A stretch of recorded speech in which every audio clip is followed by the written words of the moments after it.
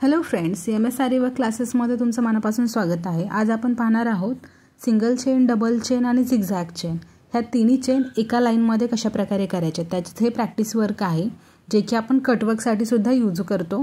तर हे सध्या आपण प्रॅक्टिससाठीच पाहतो। तर सगळ्यात अगोदर इथे एक स्क्वेअर काढून घ्यायचा आहे।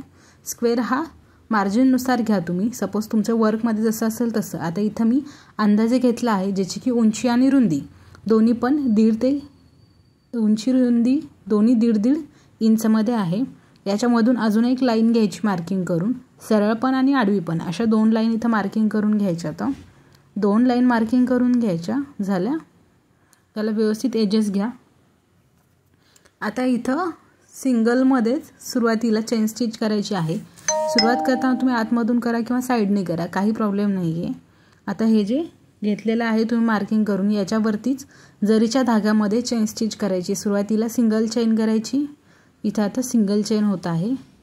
स्टिचेस हे जवळजवळ घ्या, जेवढे नॉर्मली तुम्हाला जवळ जमत आहेत घ्यायला तेवढं जवळ घ्यायचं व्यवस्थित।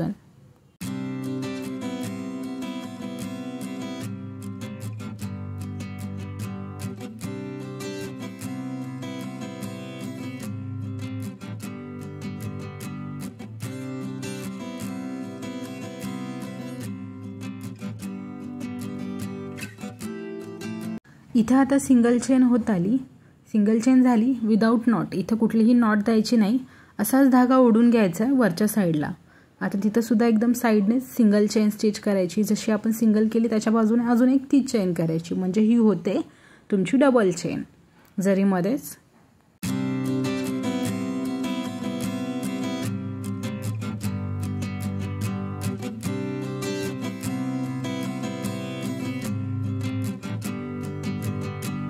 आता इथं डबल चेन कंप्लीट झाली। डबल चेन झाल्याच्या नंतर याच्या साईडनं झिगझॅग चेन घ्यायची आहे, पुढच्या साईडनं क्रॉसमध्ये, या साईडला देखील क्रॉसमध्ये। फक्त सिंगल चेन घ्यायची झिगझॅगमध्ये, चेनच्या बाजूला घ्यायची। जी तुम्ही डबल चेन घेतली त्याच्या साईडला घेतली एकदम बाजूने, त्याच्यामध्ये वगैरे घेतलेली नाही आहे। अशीच हे आता पुढे कंटिन्यू करायची।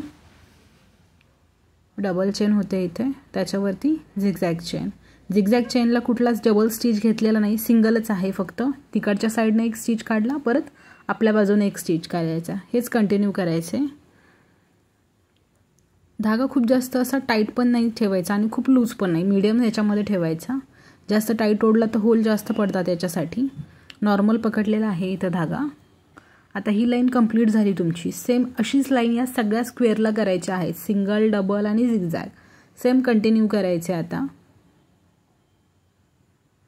इथून परत खालच्या साईडला, आता हा पूर्ण स्क्वेअरला सिंगल, नंतर डबल, परत त्याच्यावरून झिगझॅग चेन, आणि शेवटी मग इथं आल्याच्या नंतर जिथून सुरुवात केली होती तिथं आल्याच्या नंतर नॉट द्यायची।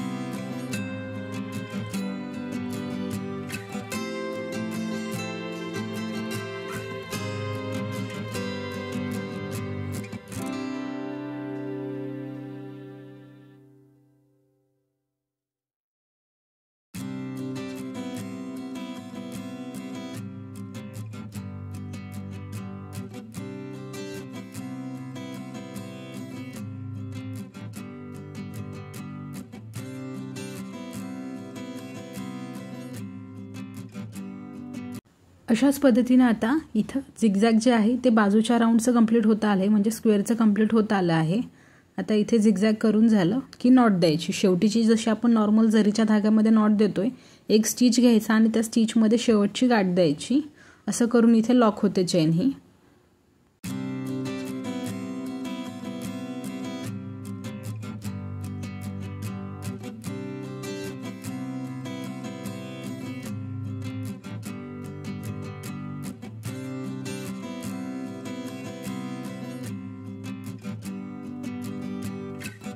नॉट देऊन झाल्याच्या नंतर जी आता आतमध्ये राहिलेली लाईन होती त्या लाईनवर सुद्धा सिंगल चेन, नंतर डबल चेन आणि नंतर झिगझॅग चेन असं ह्याच्यावरती सुद्धा कंप्लीट करायचं आहे.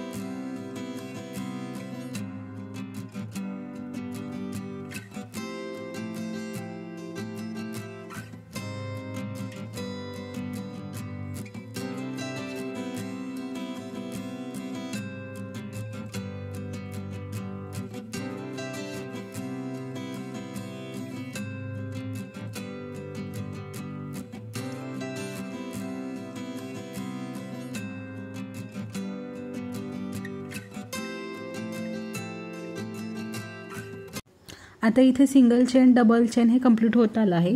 आता झिगझॅग चेन देखील इथे कंप्लीट झाली. झिगझॅग चेन कंप्लीट झाल्याच्या नंतर शेवटी नॉट द्यायची.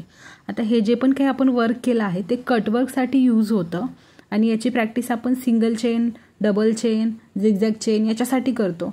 ज्यावेळेस तुमच्या तिन्ही चेन एकत्र येतात ती असते लॉक चेन. त्याचा फायनल टच हा लॉकमध्ये होतो. अशाच प्रकारे आपण नेट फिक्सिंगमध्ये सुद्धा या चेन